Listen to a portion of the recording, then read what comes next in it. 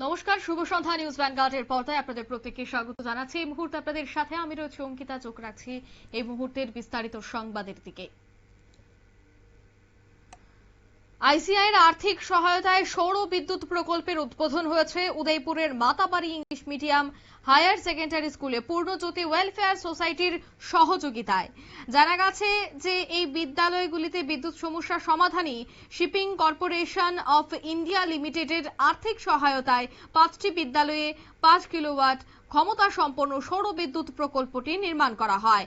এই বিদ্যালয়গুলি হল Matabari English medium higher secondary school, Chandrapur higher secondary school, Kamaria higher secondary school, Sadarpara higher secondary school এবং গর্জি বাজার হায়ার সেকেন্ডারি স্কুল।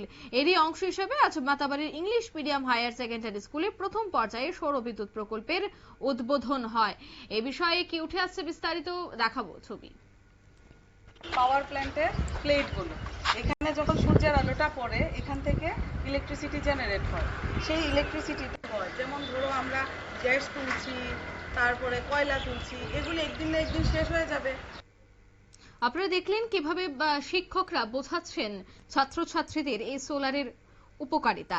উদ্বোধনী এই অনুষ্ঠানে উপস্থিত ছিলেন গোমতী জেলা পরিষদের সভাধিপতি দেবলদেব রায়, টিএসইসিএল এর গোমতী জেলার এজিএম নন্দিতা দাস সহ অন্যান্যরা। এই প্রকল্পের মাধ্যমে বিদ্যালয়গুলিতে বিদ্যুতের ঘাটতি দূর হবে এবং শিক্ষার্থীদের পড়াশোনার সুবিধে হবে বলে আশা প্রকাশ করা হয়েছে।